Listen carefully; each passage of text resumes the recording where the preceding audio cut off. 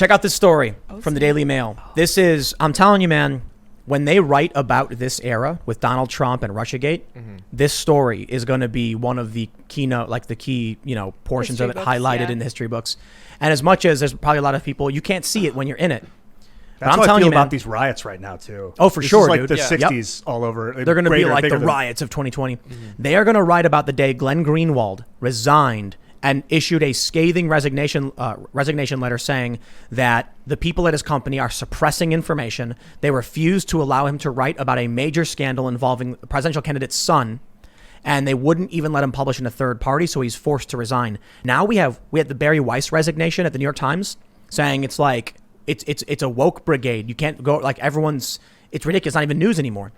You had Matt Taibbi leave Rolling Stone. Now he's publishing his own news on his own Substack and charging a couple bucks. Glenn Greenwald, the founder of the Intercept, I remember when the NSA leaks dropped and Glenn Greenwald and Laura Poitras, we had all this information and we learned about all this crazy stuff the NSA was doing. Edward Snowden flees to Russia. Where's he going? What's going on? It's crazy.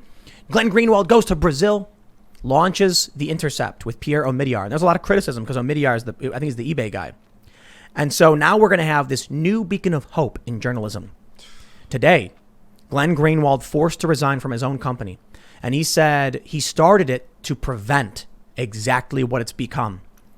Media, the news media in this country has become a propaganda arm of the Democratic Party, period. So whose money got involved that prevented him from being able to publish this story? Because it seems to me the biggest problem here is he didn't stay independent. There's clearly some financer who was able to push him around. I don't think I think it's that, and I don't know to what extent Glenn Greenwald manages this company, but if he's the founder, I mean, it's his fault. He let a wolf into the henhouse. Yeah. Did he send the company public? Or was it a fox? Fox It's in a the fox. henhouse wolf. Yeah. I But a mean, wolf would be either would equally be as bad. terrifying. Either would be bad. And actually, Fox is unfair. It was actually a bunch of foxes, and they were wearing gigantic fake chicken suits. That makes more And they were sense. like walking in, and he's like, "Looks good to me." It makes sense. That's what they say. And then- a fox in chicken suit clothing. Yes, The yes. old they say, yeah. phrase. And then eventually, he's sitting in this chicken coop, wondering why there's no eggs coming out. And he's like, "Well, I'm gonna go, get a chicken here." And they were like, "No, you can't have chickens make eggs here." And he's like, "I literally created this." And then all of a sudden, the chicken suits come off. It was foxes the whole time. The whole time. Yeah. But we're in that moment right before the chicken suits come off. He just wonders why he couldn't get any eggs. So No, he resigned. What a He poetic way resigned. of putting it. We're gonna. Yeah. This is the moment. That's how they're gonna describe in suits history books. The moment before the chicken I suits hope- came off. I hope that what Glenn we Greenwald discuss, left the Intercept. there will be like a historical record of some sort, and it'll be like Glenn Greenwald's resignation was heralded, and touted as this historic moment by podcaster and commentator and journalist Tim Pool, who said it was like a bunch of foxes wearing chicken suits, pulling their chicken suits off all at the Yes. some Tim time. Pool's famous chicken suit Yeah, man. talk. And then One there's of the gonna be- great quotes of broadcasters in all of history. It's gonna be there's gonna be some little kids, they're reading their history tablets or whatever, and they're gonna be like, and what did Tim Pool say on that fateful night when news media changed? Tim Pool said that all of the foxes were wearing chicken suits, and then all one at a time took off their chicken suits. That's right. And there's going to be like reenactments. The foxes were in chicken suits, and the chicken suits came off. And then it's gonna like get turned into some folk story where Tim Pool stumbled upon chicken suit wearing foxes in a literal hen house and fought them all In off. 1,000 years, Yeah, there's going to exactly. be like... more like 200 years. It'll be like Abe Lincoln or George Washington's Yeah, cherry man. tree. No, but like in 1,000 years, it'll be the epic of the chicken suit, and it'll be a story about like Dom Pola, like the name's wrong, and they're like the Chorkensots, and they're like, I wonder what a Chorkensot was, you know what I mean? Like, and a forks. What are these things? We don't know. I wonder what they really meant. Anyway, now that we're very, very silly. Good again. stuff. My question about the Intercept, I don't know if you can draw it up, Lydia, or if it's too much. Is if it's a public company, if they took it. No, Intercept? no, it's not. So it was It's a not. it was a private. He never went public, and he still gave stock to too many people. So It's he lost. no, it's not a. I so don't. I he don't. lost I don't. 51% of the equity or something. No. It was private. It was privately funded by Pierre Omidyar. I don't know how he set up the corporate structure. I see. But I'll tell you this: Interesting. if you start a company, even if you're the founder, and you have 100 employees, and then one day it turns out they're all in a cult, Yep. what are you gonna do? You gonna fire everybody? Well, you can if you're the owner. If you have more than So- 51%. I don't know to what extent. I don't know how Glenn Greenwald organized this company, but it seems like he put himself in a position where he was just a personality, and he signed over the company to be Omidyar run. the money. Yeah, maybe that Omidyar was running it. And I'll tell you what, That's sad. I'll tell you what, it's kind of funny because it falls in line with kind of what we were predicting when he did it. You want to launch a news company and you get someone like Piero Migliar, this ultra wealthy dude. Don't be surprised when he eventually walks in and puts a boot down over all of your work, and then you're forced to resign. It just seems inevitable.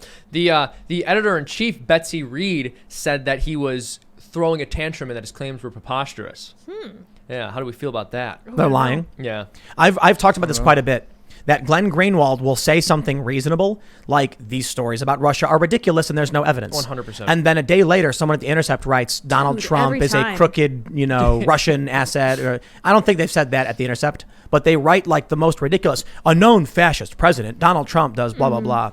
I love that journalism technique where they do the unnecessary qualifier. Sort of like yes, 100%. So instead of saying something like, they could say animator and comedian, Seamus Coughlin. Am I pronouncing it right? Yeah, Coughlin. You got it right. Say O'Rourke. Everyone says O'Rourke. Seamus O'Rourke. And then what they'll do is they'll say Seamus Coughlin, comma, a far right extremist agitator, comma. Yeah. It's Exactly. like or provocateur. That's their favorite one. For like anyone who does any kind of comedy that they don't like is considered a I provocateur. think Hitler was a provocateur too. Wasn't no, he? they just call everyone a provocateur. It's funny when they call like Ben Shapiro provocateur. Yeah, It's like, he's like dude, That It's like, word okay, is folks, I'm cheap, actually going by out the of my way. way to provoke people. It's not even close. Hey, I got to say, I've been very turned off by Greenwald's association with the Intercept lately anyway. Yeah. Yeah, I mean, I'm not a massive fan of Greenwald, but I don't think he's lying about this. No, he's seems not. Like, He's it not seems lying like a about it. really strange thing for him to make up, especially right before the election, because he is left-leaning. He's not a Trump supporter at all. No, he's critical of Trump. He very much does not like Consistently. Trump or the right wing at all. So And Matt Taibbi,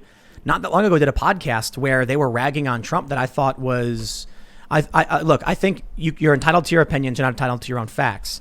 And I think they had a lot of opinions that were based off of incorrect facts. And so I'm watching it and I'm like, that's the media. And that was Matt Taibbi. I can't remember exactly what it was, but it was like, it wasn't the biggest deal in the world. For someone like, Matt to come out and be like, we can clearly see this is bunk fake news, what they're talking about with Russia. I'm like, this dude's legit. Like, he's absolutely legit. He's willing to look at the facts and say, this is, what is and what isn't. Glenn Greenwald does the same thing. That's a rarity in journalism today. And you know what? Part of the, this gives me a bit of hope. These high profile journalists leaving and doing their own thing. At the same time, it's also kind of scary when you realize the institutions are now zombified.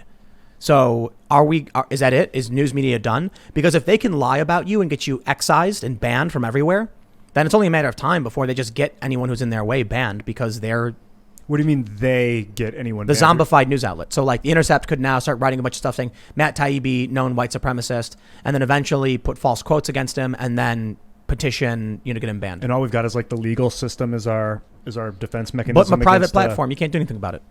Can you really not if someone makes false claims against you? Dude, the if I called you a Nazi, you could not sue me. Nazi is an opinion.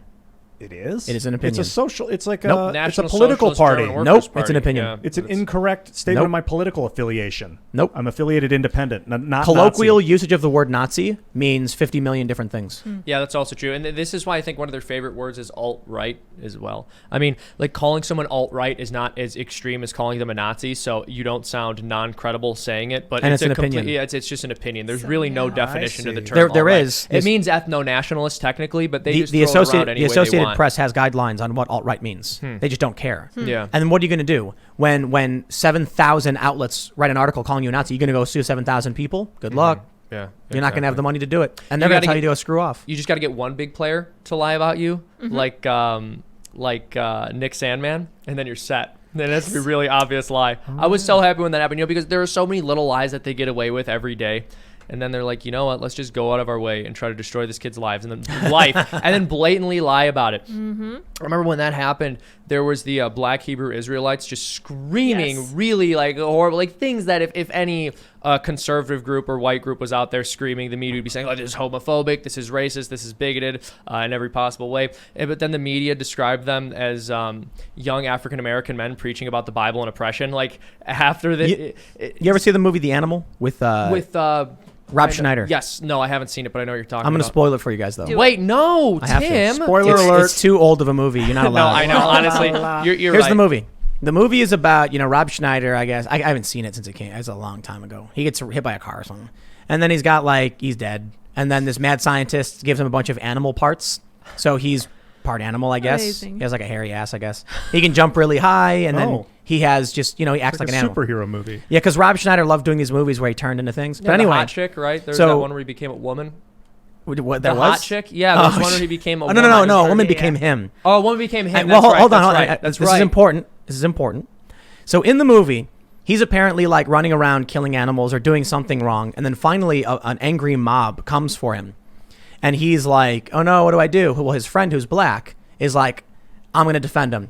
And so finally, when the mob's like surrounded him and ready to kill him, he goes, "It was actually me."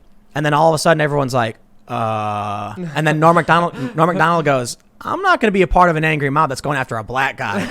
And then they all leave. That's funny. Yeah. I appreciate that. Yeah. So, anyway, I forgot why I brought that I story like up. That Oh. reminds me of that. Oh, one- Nick the Sandman. the Nick The Sandman coming thing. together. How it's just good to see the media get their They comeuppance every ignore once the in a black while. Hebrew Israelites who are screaming. Yeah, there we go. And there's some kids standing there, and they're like, "Let's Smirking. destroy his life." And then also, literally, again, this was part of the nature of the story, but I'm surprised more people haven't pointed out the fact that they literally just told everyone where he went to school. Like, Yeah. they made the country hate him. They're like, Covington Catholic School, by the way. It's like, okay. Yeah, they that's call him the not- Covington kid. The Covington Yeah. Catholic School kid. And then they have the nerve to go out there and complain about how Trump's comments make them unsafe. Thanks for checking out this clip from the Timcast IRL podcast. We do the show live Monday through Friday at 8 p.m. So come back to check us out when we go live.